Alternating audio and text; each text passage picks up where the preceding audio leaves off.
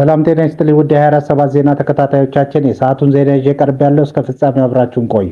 የምንለቃቸው መረጃዎች እንዲደርሳችሁ ላይክ፣ ሼር እና ሰብስክራይብ ማድረጋችሁ እንዳትረሱ በማለት ወደ ዜናው አለፍ። ዛሬ 85ኛው ዓመት የኢትዮጵያውያን አርበኞች የድል በዓል እየተከበረ ይገኛል። የአርበኞች የድል በዓል የሚከበርበት ምክንያት ጣሊያን የአድዋ ድል ለመበቀል በሚል በጊዜው ጠቅላይ ሚኒስትሯ ቤኔቶ ሙሶሎኒ አማካኝነት ከ1928 እስከ 1933 ዓ.ም ድረስ ኢትዮጵያን ወራ ነበር። በወቅቱ የነበሩት ኢትዮጵያውያንም ወራሪውን ኃይል ለ5 ዓመታት በጽናት ታግለው በ1933 ዓ.ም ድል ነስተዋል። የወቅቱ አርበኞቻችን ለሀገራቸው ነጻነት የከፈሉትን መስዋዕትነትና ያስገኙትን ድል ለማሰብ ነው በየዓመቱ ሚያዝያ 27 የኢትዮጵያ አርበኞች የድል በዓል የሚከበረው። በፌዴራል ፖሊስ እና በሪፖርተር ጋዜጣ መካከል የቁጥር ውዝግብ ተፈጠረ። የኢትዮጵያ ፌዴራል ፖሊስ ሪፖርተር ጋዜጣ ባለስልጣናትና አርቲስቶች 98 ቢሊዮን ብር ዘርፈዋል በሚል ያወጣው ዘገባ የተዛባ መሆኑን በመግለጽ በሕግ እንደሚጠይቅ አስታወቀ። የሁለቱ ወገኖች አቀራረብ ልዩነት የሪፖርተር ዘገባ ጋዜጣው ፖሊስ ለፓርላማ ያቀረበው 78 ቢሊዮን ብር እና 133.9 ሚሊዮን ዶላር በመደመር መጠኑ ከፍተኛ የዘረፋ ወንጀል እንደሆነ አድርጎ ዘግቧል። ፖሊስ በበኩሉ ቁጥሩ ጠቅላላ የወንጀል አይነቶች ድምር እንጂ የአንድ ወገን ዘረፋ አለመሆኑን ገልጿል። በተለይም ዶላሩ የዳነ እንጂ የተዘረፈ አለመሆኑንና የአርቲስቶች ተሳትፎ 1.7 ቢሊዮን ብር በሚገመት የንግድ ወንጀል ላይ ብቻ የተገደበ መሆኑን አብራርቷል። ፖሊስ ጋዜጣው ቁንጽል መረጃን በመውሰድ ህዝብን አሳስተዋል ሲል ቢወነጅልም በዘገባው መነሻ ላይ 1518 ተጠርጣሪዎች በቁጥጥር ስር መዋላቸውን አረጋግጧል። ጉዳዩ በጋዜጠኝነት ስነ ምግባርና በመረጃ ትርጓሜ ስህተት ዙሪያ የህግ ክርክር ሊያስነሳ እንደሚችል ይጠበቃል። በካርቱም ኤርፖርት ላይ የደረሰውን የድሮን ጥቃት ተከትሎ ሱዳን በኢትዮጵያ የሚገኙትን አምባሳደሯን ጠራች። ሱዳን በኢትዮጵያ የሚገኘውን አምባሳደሯን ለምክክር የጠራች ሲሆን ኢትዮጵያና የተባበሩት አረብ ኤሚሬትስ በካርቱም አውሮፕላን ማረፊያ ላይ ባነጣጠረው የሰው አልባ አውሮፕላን ጥቃት እጃቸው አለበት ስትል ከሳለች። የውጭ ጉዳይ ሚኒስትር ሞሂዲን ሳሌም በካርቱም በሰጡት ጋዜጣዊ መግለጫ ላይ እንዳሉት ሱዳን በካርቱም አውሮፕላን ማረፊያ ላይ ያነጣጠረውን የኤሚሬትስ እና የኢትዮጵያ ሰው አልባ አውሮፕላን ጥቃትን በተመለከተ በኢትዮጵያ የሚገኙትን አምባሳደሯን ጠርታለች። የካርቱም አውሮፕላን ማረፊያ የሲቪል ተቋም ነው። በዚህ ተቋም ላይ ማነጣጠር በዓለም አቀፍ ሕግ የተከለከለ ነው ብለዋል። ሳሌም ጥቃቱ ከኢትዮጵያ ግዛት መጀመሩን የሚያረጋግጡ ማስረጃዎች እንዳሉ በመግለጽ ኢትዮጵያ እህት ሀገር መሆን አለባት ሲሉ ተናግረዋል። ጉዳዩን አስመልክቶ ለኢትዮጵያም ሆነ ለተባበሩት አረብ ኤሚሬትስ መልእክቶች መተላለፉን ጨምረው ገልጸዋል። የሱዳን መንግስት ለጥቃቱ ሁለቱንም ሀገራት ተጠያቂ እንደሚያደርግ አስታውቆም ምላሽ የመስጠት መብቱንም አረጋግጧል። ከኢትዮጵያም ሆነ ከተባበሩት አረብ ኤሚሬቶች በጉዳዩ ላይ የተሰጠ አስተያየት የለም። ሰኞ ዕለት የሱዳን አየር መከላከያዎች በካርቱም በርካታ ቦታዎች ላይ ያነጣጠሩ ድሮኖች አልፈው እንደነበር የተገለጸ ሲሆን የዓይን እማኞች በመዲናዋ በምስራቅ አውሮፕላን ማረፊያ አቅራቢያ ጭስ ማየታቸውን ተናግረዋል።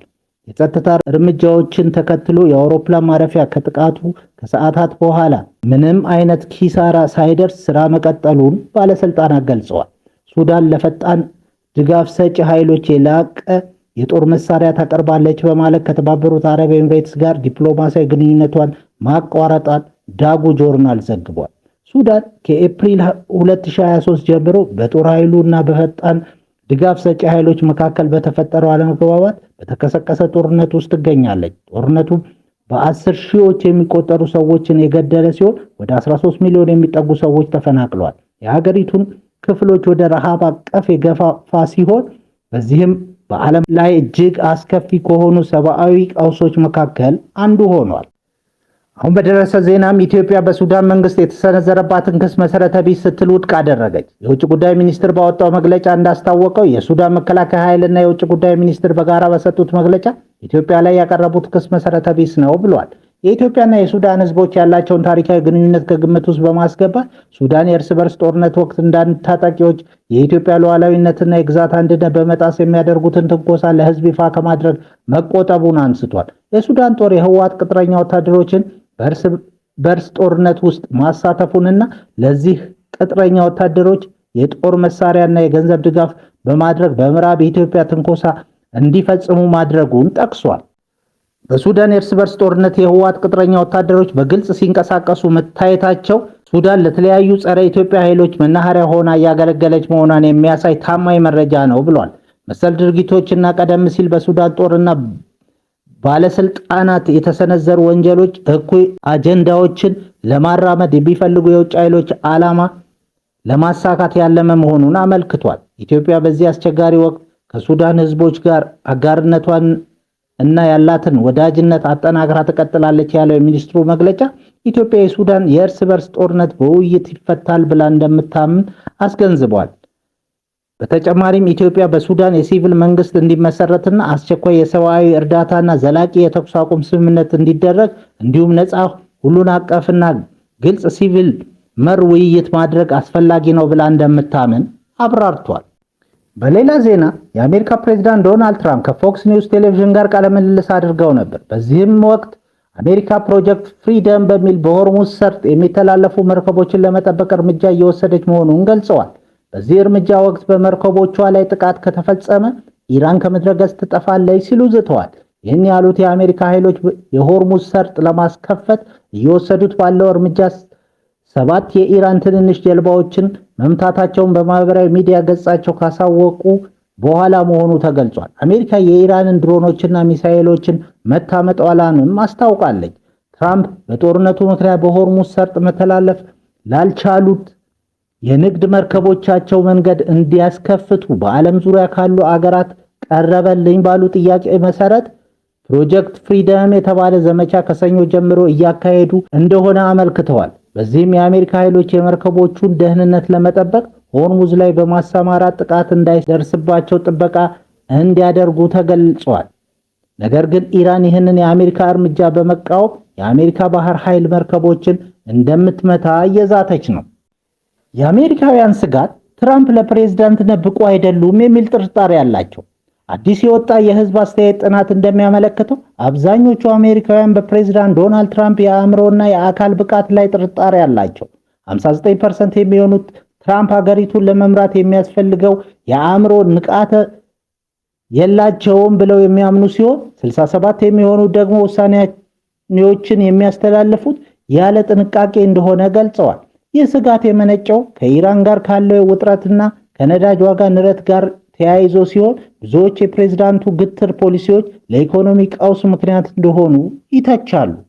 በቻይና በሚገኝ የርችት ፋብሪካ ውስጥ በደረሰ ፍንዳታ 21 ሰዎች ሲሞቱ 61 ሰዎች ተጎዱ። ፕሬዝዳንት ሺ ጂንፒንግ ጥልቅ ምርመራ እንዲደረግ ማዘዛቸውን የሀገሪቱ የመንግስት መገናኛ ብዙሃን ዘግበዋል።